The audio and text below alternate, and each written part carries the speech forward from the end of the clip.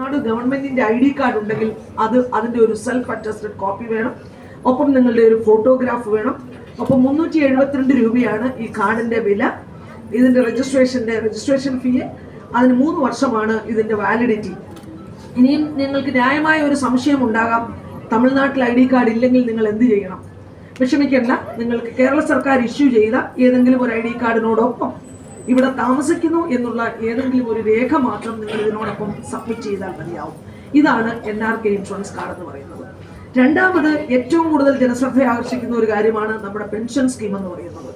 അത് 18നും 60 വയസ്സിനും ഇടയിൽ കുറഞ്ഞത് 6 മാസം ജോലി സംബന്ധമായിട്ട് ചെന്നൈയിൽ തമിഴ്നാട്ടിൽ താമസിക്കുന്ന ഏതൊരു മലയാളിക്കും, കേരളത്തിന് വെളിയിൽ ഏത് സ്ഥലത്ത് താമസിക്കുന്ന മലയാളിക്ക് ഇതിന് അർഹതയുണ്ട്.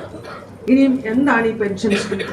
പ്രതിമാസം 60 വയസ്സിനു ശേഷം 3000 രൂപ വീതം നിങ്ങൾക്ക് ലഭിക്കുന്ന ഒരു പെൻഷൻ പദ്ധതിയാണ് ഈ സ്കീം എന്ന് പറയുന്നത്. ഇത് പ്രവാസി വെൽഫെയർ ഫണ്ടാണ് ഇത് നടത്തുന്നത്.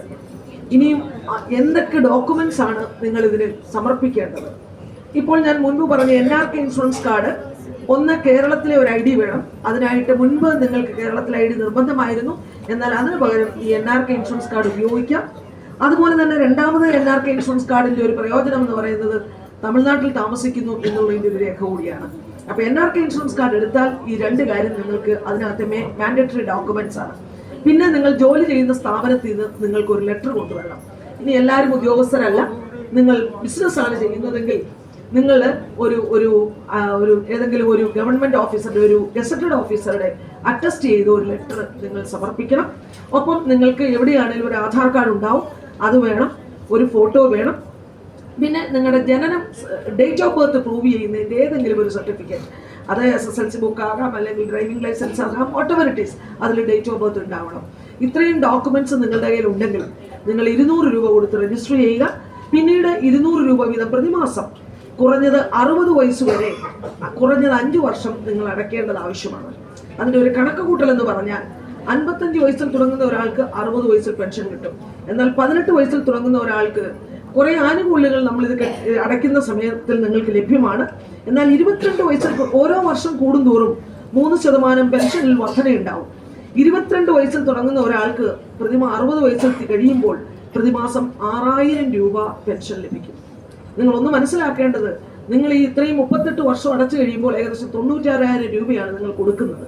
എന്നാൽ ഈ 96,000 രൂപ എന്ന് പറയുന്ന 6000 രൂപ പ്രതിമാസം പെൻഷൻ ആകുമ്പോൾ ഏകദേശം നിങ്ങൾക്ക് ഒരു 15 മാസത്തെ പെൻഷൻ കൊണ്ടുവന്ന് തിരിച്ചു പിടിക്കാൻ പറ്റും.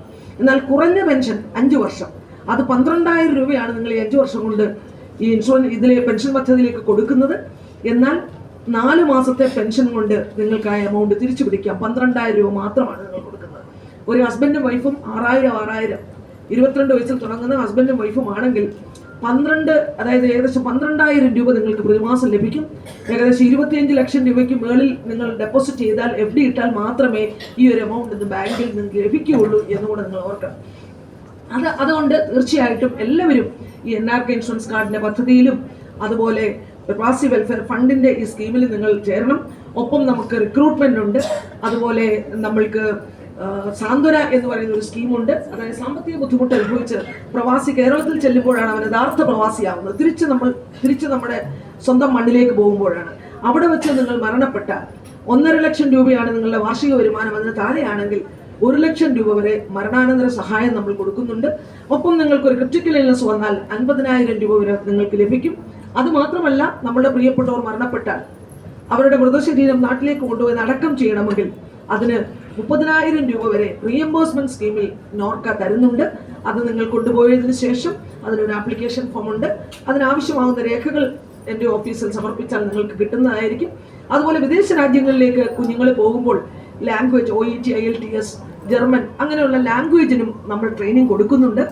അതുപോലെ നിങ്ങൾക്ക് കേരളത്തിൽ ബിസിനസ് തുടങ്ങണമെങ്കിൽ നിങ്ങളുടെ ഈ പൈസയുണ്ട്, നിങ്ങൾക്ക് ഐഡിയ ഇല്ലെങ്കിൽ അത് we will prepare the project report for U.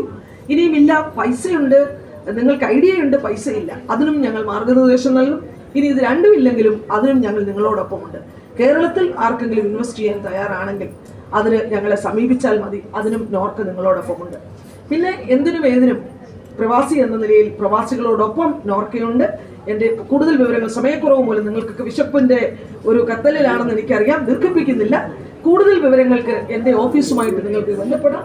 എപ്പോഴും ഞാൻ പറയുന്നത് പോലെ തന്നെ 10 മുതൽ 5 വരെ എല്ലാ പ്രവൃത്തി ദിവസങ്ങളിലും എൻ്റെ ഓഫീസ് നമ്പർ നിങ്ങൾ നോട്ട് ചെയ്യുക. 28, 29, 30, 20, 28, 29, 30, 20. പിന്നെ അതിനുശേഷം നിങ്ങൾക്ക് ഏതെങ്കിലും അത്യാവശ്യങ്ങൾ ഉണ്ടായാൽ 24 മണിക്കൂറും ഞാൻ എപ്പോഴും പറയാറുണ്ട്, എൻ്റെ മൊബൈലിൽ നിങ്ങൾക്ക് ബന്ധപ്പെടാം. അത്യാവശ്യങ്ങൾക്കായിരിക്കണം. ഞാൻ എല്ലാവരോടും പറയും, രാത്രി 12 മണിക്ക് എന്നോട് ഇൻഷുറൻസ് കാർഡിൻ്റെ ഡീറ്റെയിൽസ് ചോദിക്കരുത്.